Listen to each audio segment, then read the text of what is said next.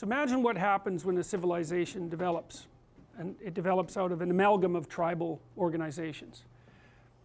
And so each of those tribes has their own god, which is their own sort of imaginative universe, and their attempt to make sense out of the moral landscape of being. And underneath all of those representations is a pattern, and the reason there's a pattern there is because all of those tribes are made up of people.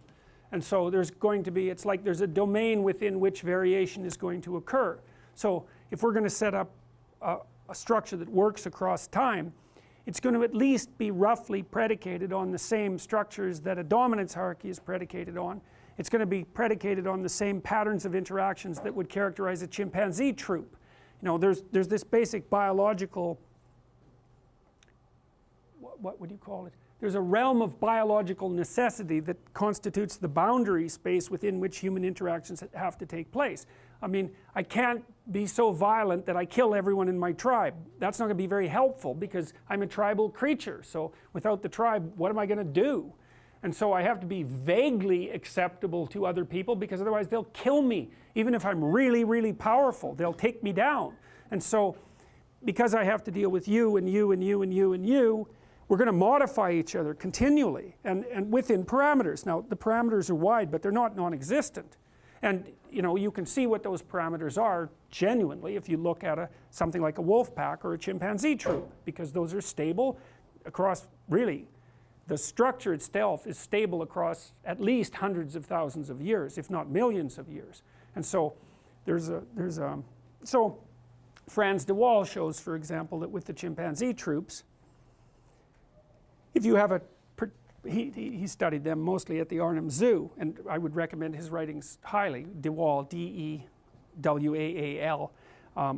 He's interested in prototypical moral behavior among chimpanzees. It's a very interesting study.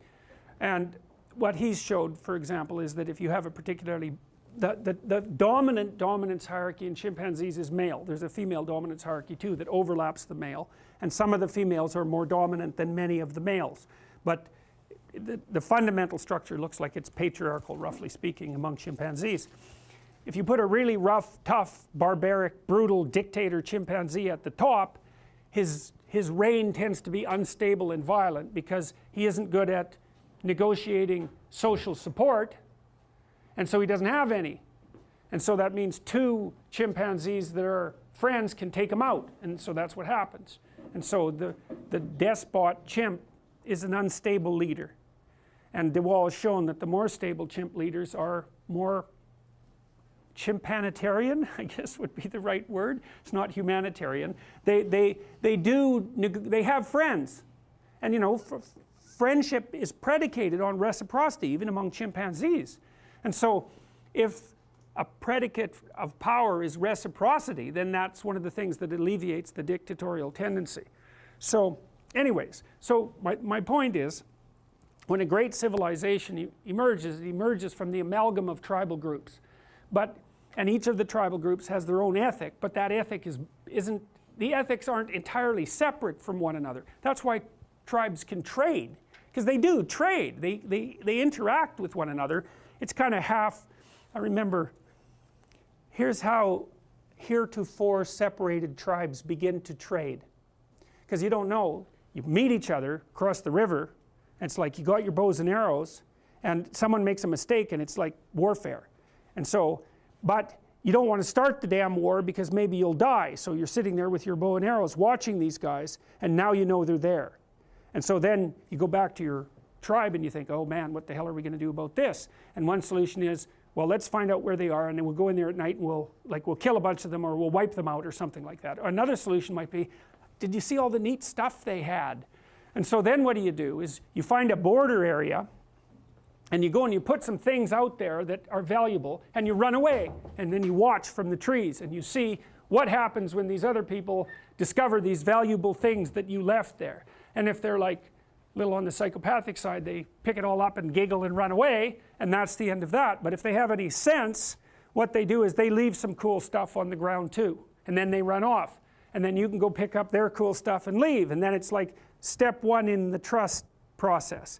And then maybe you do that, you know, for a year, and it starts to fall into a cadence, and then maybe, you know, you get a little closer when you're watching in the bush, and then maybe one day you have enough courage to kind of you send your biggest, ugliest guy out there, and they do the same, and they look at each other, and finally they shake hands or something like that and trade, and then, well, then you've got a trading relationship established. And so you can see in that the emergence of a, what would you call it, negotiated, consensual, moral structure that allows trading to take place. And there's going to be rules emerge right away, which is, well, you better leave me something that's of approximately equal value, or I'm not going to play the game again. That's the thing that's so cool, is that if we only play a game once, I can do whatever I want. And so that's what psychopaths do. They play a game once, and then they go play with someone else. But if we're going to play the same game over and over and over, it's like the dominance hierarchy across time. There's a different rule for playing a game once than there is for playing a game 1,000 times. And if we're in a relationship, the game we want to play is one that can be duplicated 1,000 times. And there's really tight constraints on that. And so that's the origin, that you could consider that the biological, it's not even biological exactly, it's predicated in biology, but it's a consequence of continual interaction. The ethic emerges. It's like the rats that I told you about, that the rats that play with each other. The big rat has to let the little rat win 30% of the time, or the little rat won't play anymore. And so because the little rat, that's the biological framing, the limitation is the little rat doesn't want to lose all the time. That just produces negative emotion. It's not fun, it's not motivating, so why would the little rat go play again? So the constraints on our interactions are our biological constraints, and they manifest themselves in a patterned way across time. And there isn't any difference between you and me interacting across time than there is between you and me acting, say, in the next hour or so with everyone in this room. It's the same thing. It's just continual human interactions, and ethic emerges from that.